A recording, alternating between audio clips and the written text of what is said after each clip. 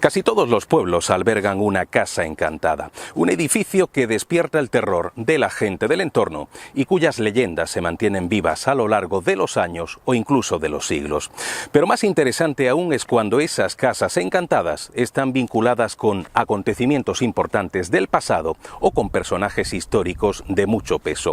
Hoy vamos a viajar a Iznate para visitar una casa encantada conocida como el Teleclub.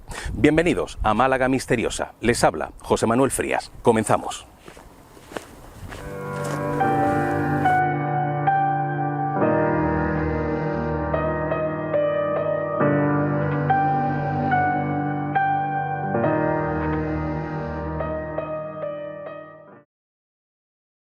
Bueno, Santiago, estamos en la puerta de este enclave conocido popularmente como el Teleclub, que es un sitio al parecer relacionado con los marqueses de Iznate, pero me gustaría saber un poco qué ha sido a lo largo de la historia, porque aquí han pasado personajes de todo tipo, ha tenido múltiples usos.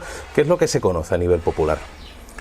Bueno, si empezamos desde años de antaño, sí, había un personaje aquí, bueno, aquí era granadino. Ah, de Granada. La biblioteca de Friliana tiene su nombre. Sí. Era Carvajal, Mármol y Carvajal. Ajá. Entonces, Mármol y Carvajal, a pesar de ser granadino, cuando las expulsiones de los moriscos, pidió venirse a Málaga. Entonces, como tenía también relación con el rey, porque fue espía en Portugal, hubo ahí alguna historia, sí, entonces llegó a terminar trabajando para el obispado, ajá, como recaudador.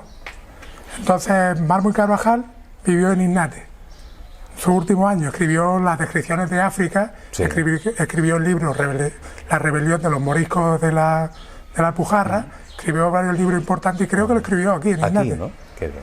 Entonces, yo asocio a ese personaje, pues, Iznate no era muy grande, no claro, es muy grande ahora, en esa época era la arquería, sí, los muros de la arquería pasaban por aquí, claro, daban la vuelta por aquí detrás, subía por la calle que hemos bajado, sí, y poco más. Entonces, ajá, uno de los edificios más importantes que había y que después pasó a mano del obispado, sí, era este. Claro. Entonces, investigando un poco y esto, creo pensar que Mármol y Carvajal, en 1600 poco, vivió aquí en Iznate, por aquí cerca. Claro. En uno de estos enclaves. Tuvo dos hijas. Pudo haber sido quizá este en el que estamos, ¿no? Todo hace pensar que es así. Puede. Ajá. En lo alto no puede hacer, no, claro, alto, porque no había nada construido. Sí. Entonces, lo único que había construido es la arquería, ajá, y esta es una de las zonas más antiguas. Claro. ¿Y él vivía con sus hijas? Tenía dos hijas. Y una de ellas se casó con un tal Marco Alarcón, ajá, que también llegó a ser... Vaya, aquí hay muchos Alarcones, sí, y probablemente casi todos los Alarcón vengan de esa familia. Entonces estamos hablando de un personaje que escribió novelas, descripciones de África, escribió La rebelión de los moriscos de la rebelión morisca. Entonces estamos hablando de un personaje bastante popular. Escribió en la imprenta René de Málaga, fue la que popularizó sus libros. Sí. Entonces estamos hablando de 1600 y pico. Sí. Posteriormente, ya con los marquesados y Nicolás Campos de Torreblanca, lo restauró en 1945. Ajá. Antes de la Guerra Civil creo que había aquí un pequeño bar que llamaban al personaje Vinagre. Que vaya, los jóvenes no tenemos ni idea, pero por lo que yo he hablado con algunos mayores, sí, me cuentan que aquí tuvo un tal Vinagre, que tenía un barecillo, ajá, que posteriormente tuvo también maestro de baile, sí, el practicante Muñoz, que llegó a tener aquí a su hija. Hace poco en la feria, hace 2 o 3 ferias, estuvieron aquí los hijos preguntando por... Mira, pues yo me crié aquí, mi padre fue practicante aquí en los años 60. Una historia. Claro, después del Teleclub. Ya la gente joven venían aquí a divertirse. Sí, a cantar, bailar, beber. Misioneros, sí, también estuvieron aquí algunas misioneras haciendo catequesis, sí, cantando por la calle, en murga. Claro. En los años 80 y algo se restauraron los entresuelos. Sí. Entonces mi padre fue uno de los que estuvo también aquí trabajando, sí, altruistamente para reconstruirle los suelos. Esto llegaba casi a la calle de arriba. Claro, esto era mucho más amplio que lo que vemos hoy día, ¿no? Lo que vemos hoy en día es solo el edificio, pero ahí había unos jardines, había ahí unos naranjos, unos limones, que se ha ido vendiendo. Sí. Entonces ha ido la propiedad. Eso lo podemos saber perfectamente en el libro en Hacienda. Si miramos los datos históricos de quién está pagando el inmueble, pues podemos tener todos los nombres de los propietarios de este edificio. Claro. Ahí tendríamos muchos más datos y saber mucho más. A mí siempre me han contado que en la época en la que era Teleclub, los chavales vivían fenómenos raros, ¿no? Yo sé que tú piensas que quizá eran bromas, que podían ser, pero nunca se sabe. ¿Qué era en todo caso lo que ellos contaban, ¿no? ¿Qué era lo que ocurría cuando estaban dentro? Claro, bueno, por ejemplo, el teniente, aquí hubo como una especie de alguacil, sí, que dice que ponía el escobón, como te ha dicho Ana, ponía el escobón a un lado y salía en otro.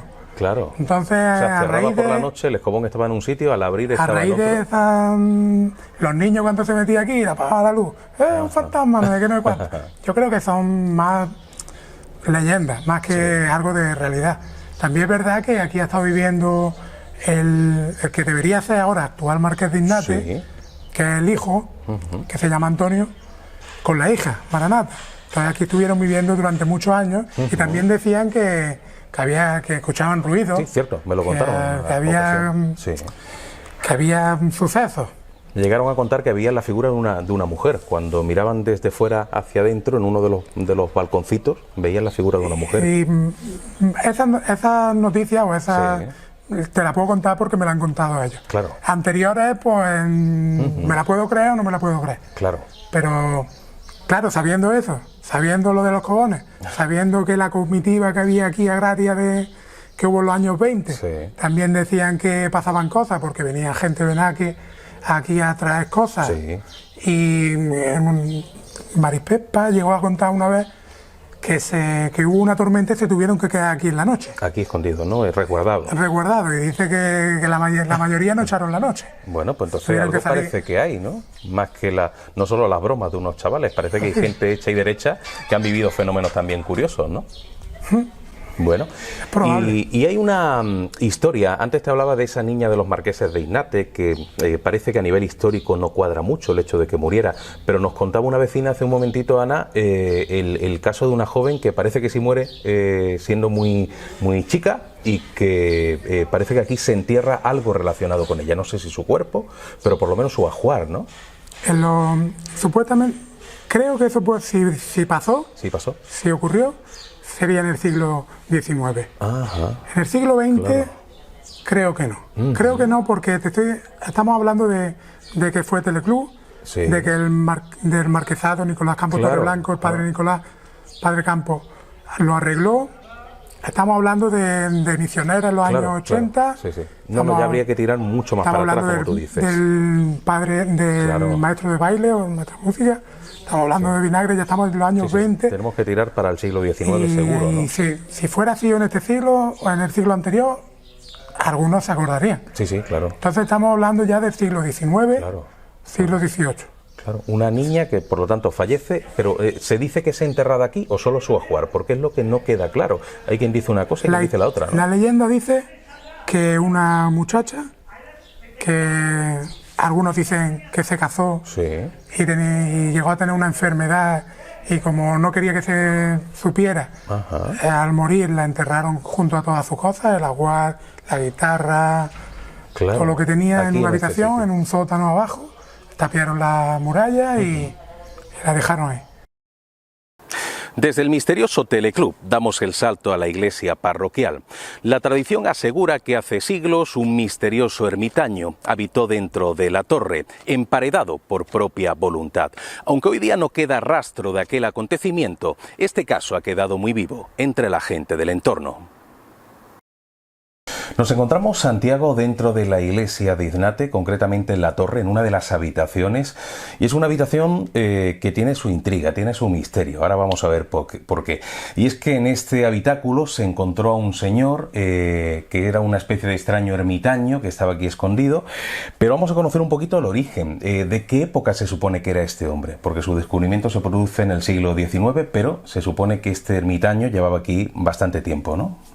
Sí, la leyenda cuenta que cuando el terremoto de 1884 de Navidad se destruyó parte de la iglesia, incluida la torre, Otro dice que fue un rayo, pero el rayo no lo veo verídico, que un rayo destruya un edificio.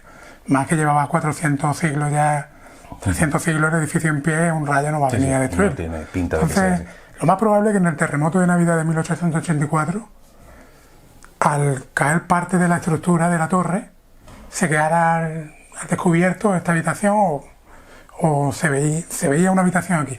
Sí.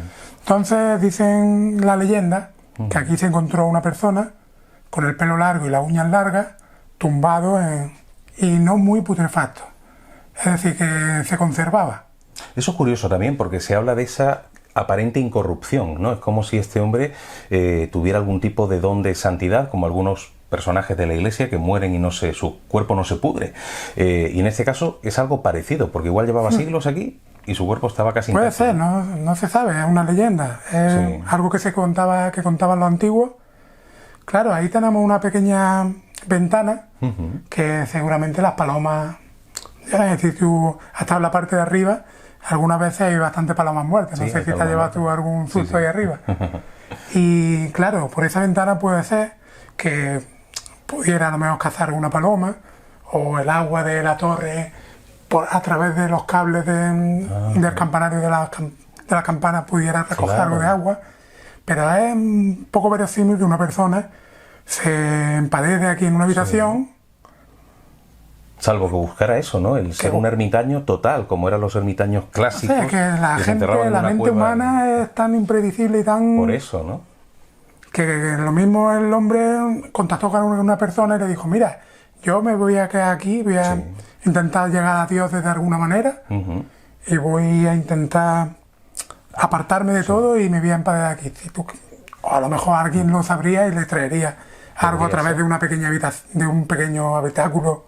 Sí, algún orificio, porque además es importante ese detalle, porque yo creo que si él se empareda no puede hacerlo solo, alguien le tiene que ayudar desde fuera a tapiar, ¿no? Es imposible. Claro. Y más que se quede tan perfecto por fuera, por eso, que nadie diga, ¿y esto qué? Sí.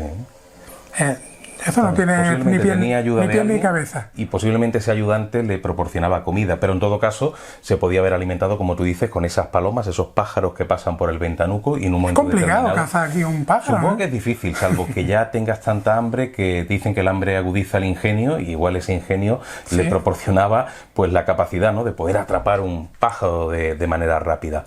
Con lo cual estamos hablando de que este hombre podía llevar aquí mucho tiempo, porque la tradición incluso afirma que podría ser de la época de la fundación del pueblo. O sea, se crea la iglesia y él igual decide quedarse aquí escondido. La fundación del pueblo es un poquito antigua. Desde 1574, que los repobladores terminaron de repoblarse el pueblo con 60 familias. Sí. Son unos poquitos de años. Bueno, pero podría haber estado aquí escondido. O sea, él muere y nadie sabe que está esa habitación aquí hasta que se produce luego ya en el siglo XIX la caída de ese muro, ¿no? Puede ser. Claro. Desde siempre ha existido un miedo cerval al sonambulismo. Nos asusta esa posibilidad de que en mitad de la noche, de manera completamente inconsciente, nos podamos levantar de la cama y llevar a cabo actos impensables. En Iznate hubo una mujer sonámbula que en mitad de la madrugada se acercaba a una fuente que vamos a visitar a continuación. Bueno, Santiago, nos encontramos en la Fuente de Moguera, un poquito a las afueras de lo que es el casco urbano.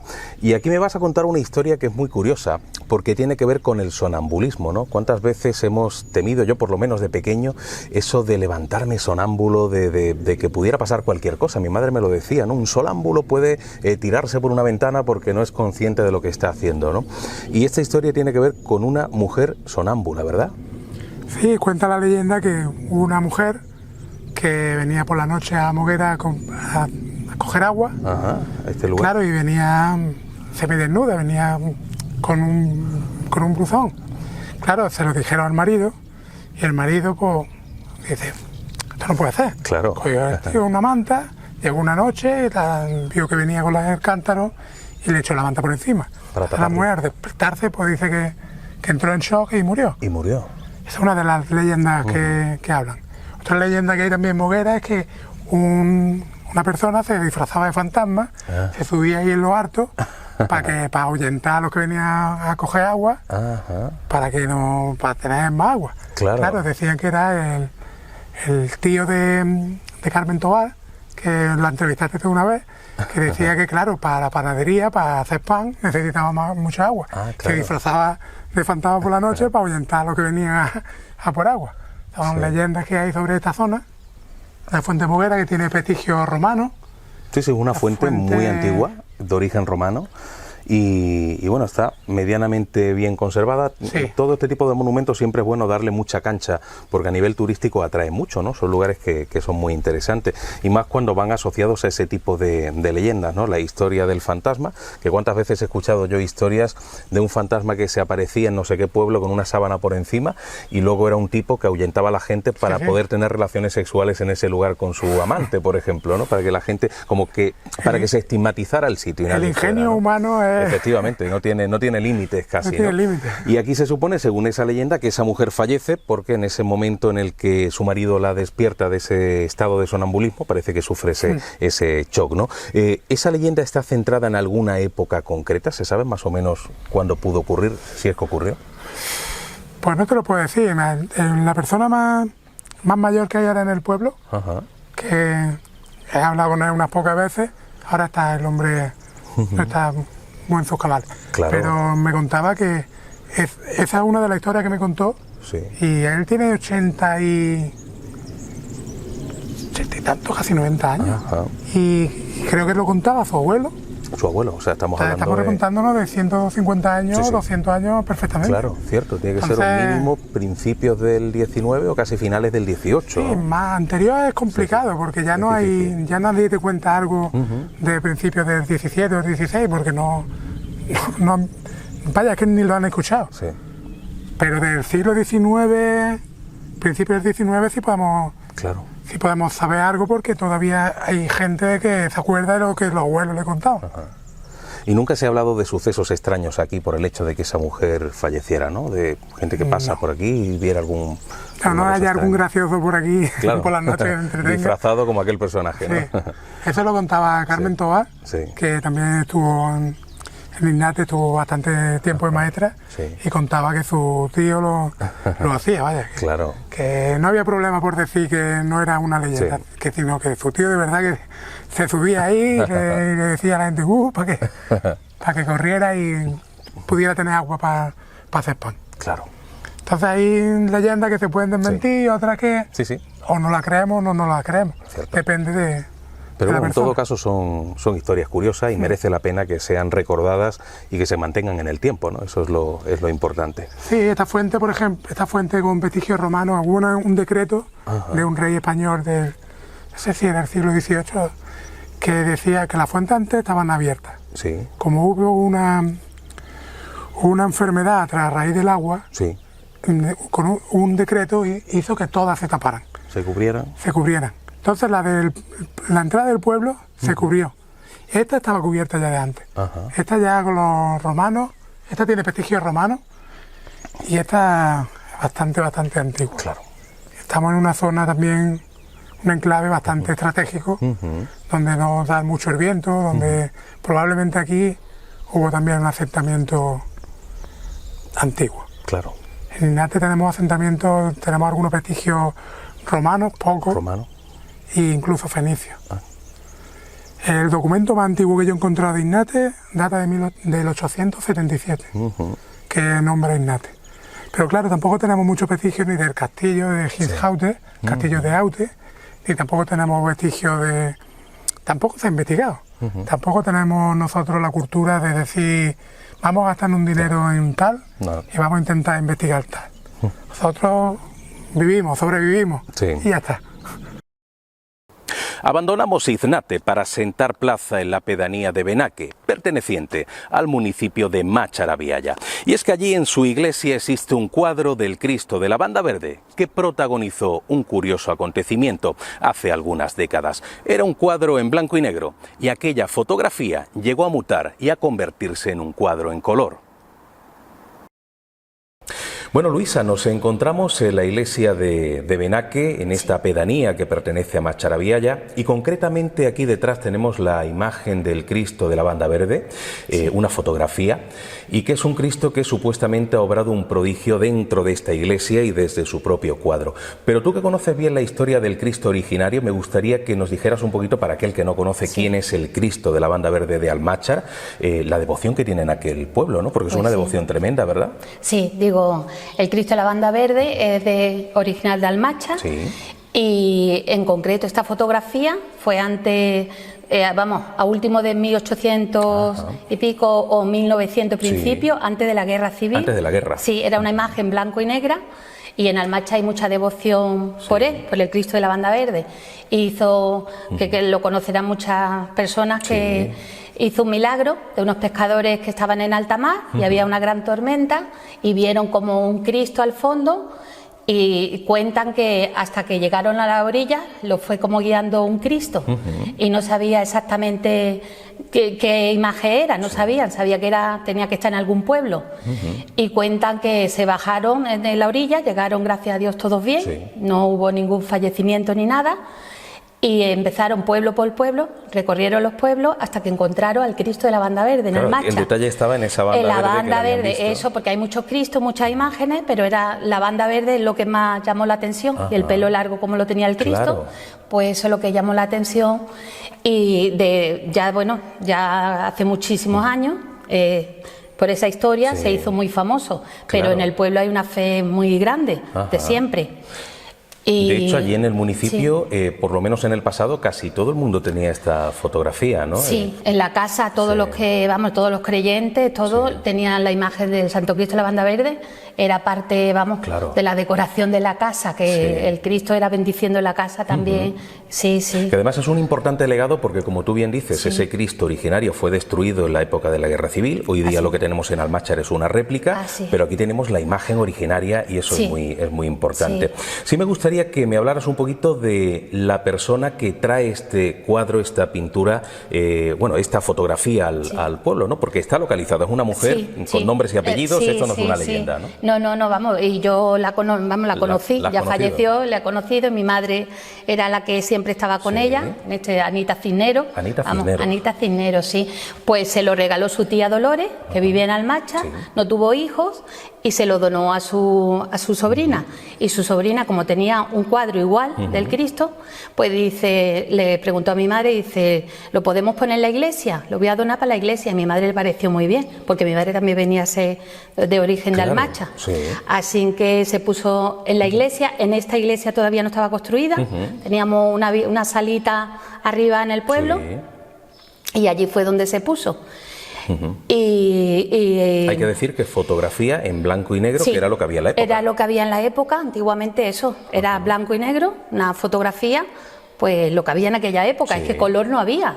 Eso en aquella... ¿Y tu madre la ha conocido en blanco y negro? ¿Tú la has visto en blanco y negro? Sí, yo de hecho tengo una fotografía igual, que está en Barcelona, la tiene mi hermana, que es blanco y negro, la fotografía original del Cristo de la Banda Verde antes de la guerra, ¿vale? Claro. Y hay una Semana Santa en particular en la que ocurre ese prodigio que ha sido tan famoso. Digo, la verdad que fue, para los que creemos, pues para nosotros es un milagro, para nosotros en sí es un milagro. Y resulta, pues fue un Viernes Santo, porque teníamos la misa jueves, viernes, y el viernes, cuando se terminó la misa, mi madre fue a ponerle una vela. Estaba esta señora, Anita, 2 o 3 señoras mayores, una vecina, mi hermana, yo, estábamos todos, y mi madre, cuando fue a acercarse, vio como lo que es la banda en sí, pues la vio él como de color. Dice, parece que el Cristo tiene la banda verde de color, y claro, nos quedamos asombrados. Mamá, ¿qué estás diciendo? Y nos acercábamos todos, y conforme nos acercábamos, pues lo que era el color estaba más intenso, ya se vio lo de arriba y las flores, y nos quedamos, pues en aquel momento nos quedamos un poco perplejos. Digo, esto es increíble, una fotografía blanco y negro, y que esté en color. Se miró el cuadro por detrás, se miró bien, no se había tocado, nada, estaba todo perfecto. Digo, que va, además que era eso todo muy, muy detallado, que no era creíamos que podía ser de la humedad o de estar en la habitación. La humedad no es tan inteligente de seleccionar colores. Ahí está. Sí, y fue la verdad que para nosotros un milagro total. Claro. La historia en aquel momento no trascendió mucho, quizá como otros milagros. No, eso estuvo, lo mantenemos muy discreto, ¿vale? Discreta. Sí, de manera discreta, sí. Claro. Digo, la verdad que para la gente del pueblo pues es muy fuerte, lo tenemos aquí, pero lo tenemos muy discretito aquí, sí. Hay personalidades importantes del ámbito de la religión que han estado cerca del cuadro y me gustaría saber un poquito qué opinaba cada uno. Me hablabas del propio obispo, Antonio Dorado, en su momento, con el que tú has estado cara a cara al lado del cuadro, ¿no? Sí, pues así fue. Vino don Antonio Dorado, una visita que nos hizo aquí al pueblo, y estuvo viéndolo. Claro, ya teníamos la iglesia. Bueno, fue en concreto cuando se terminó la iglesia de restaurarla, pues vino a bendecir el altar y fue aquel día en concreto. Y se vino al cuadro, claro, lo estuvo viendo, y yo precisamente le pregunté un poco así ya con confianza, había estado hablando con él, y me dice, a ver, lo que yo creo me lo quedo para mí. Digo, pues muy bien. Así, bueno, no quiso don Antonio tampoco... Dorado, eso, digo... Pero entiendo no quiso que algo entrar, pensaría a nivel positivo del cuadro, yo si creo no hubiera que sí, dicho por supuesto, directamente... sí. Él dijo eso, conservarlo ahí, mantenerlo, que no en el pueblo. Digo, sí, esa es nuestra, vamos, eso es lo que queremos, que no tenerlo aquí en el pueblo siempre, claro. Y hay otro personaje que es el padre Welling, al que yo conocí además cuando era ya muy mayor, estaba ciego, pero que es un hombre que se ha dedicado ya no solamente a la religión, sino a la parapsicología, ¿no? ¿Él qué opinaba de esta imagen? Él, eso también tuve, gracias a Dios, pude conocerlo también por medio del padre Leonardo, jesuita él. Pues lo conocí también y él eso, bueno, increíble. Él sí que también creía, la criatura, él sí creía, por supuesto. Él sí creía, dice, vamos, increíble. Él sí se quedó, la verdad que estuvo muy feliz de haber visto el cuadro. Estuvo hablando conmigo un ratito y eso, pero estuvo muy, estaba él muy feliz porque dice, esto es algo... Vamos, intensamente anormal, totalmente, anormal. Eso. ¿Y alguna otra persona así importante que haya estado aquí, que haya opinado sobre el cuadro? No, bueno, han pasado personas, pero vamos, así importante, no, en principio, ¿vale? Aparte el padre del obispo, don Antonio, y lo que fue el padre Welling. Ya está, bueno, han venido otras personalidades así, pero no tan importante, importante, pero eso sí. Claro, no, y hoy día, ¿cómo es la devoción hacia el cuadro? Me refiero, si alguien en el pueblo necesita una ayuda, vamos a decir, divina ante un problema, ¿vienen a encomendarse al cuadro? Hay algunas personas que, de origen de Almacha, que le tenemos mucha fe, vamos, yo personalmente, que con él estoy, digo, todos los días hablo con él. Pero eso, tenemos 2 o 3 familias que vienen de origen de Almacha y también tienen mucha fe, le ponen velas, le piden cosas, digo, eso, le piden cosas que a veces pues se cumplen, a veces se cumple, Dios mío, con muchísima fe porque... Lo tenemos aquí, con muchísima fe, lo tenemos... Y es un cuadro, como tú bien dices, que está aquí de manera un poco discreta, imagino que incluso, aunque vosotros sois devotos del cuadro y os gustaría que esta historia pues fuera conocida por más gente, en el fondo supongo que tampoco os haría mucha gracia que esto fuera un peregrinaje constante, ¿no? Sí, hombre, eso lo hemos comentado en ciertas ocasiones, ¿vale? Los que venimos a la misa y eso, y la verdad que lo tenemos aquí muy discretito, ¿vale? Imagínate, esto en cualquier otro sitio, pues la verdad, fíjate, cualquier cosa sale rápido en los telediarios, esto salió en su momento en periódicos y en la tele, en el Canal Sur también salió, ¿vale? Sí, también salió en su momento, pero no, fue muy discretito, no quisimos tampoco, ¿vale? Claro. Era Ana Cisneros, la dueña del cuadro, eso fue en persona lo que nos dijo, ¿vale? Que se quedara en el pueblo y que hubiera mucha discreción con el cuadro y nosotros pues intentamos de cumplir la palabra para que ella esté tranquilita donde esté. Eso. Y ya por último, con lo que me has contado de cómo el cuadro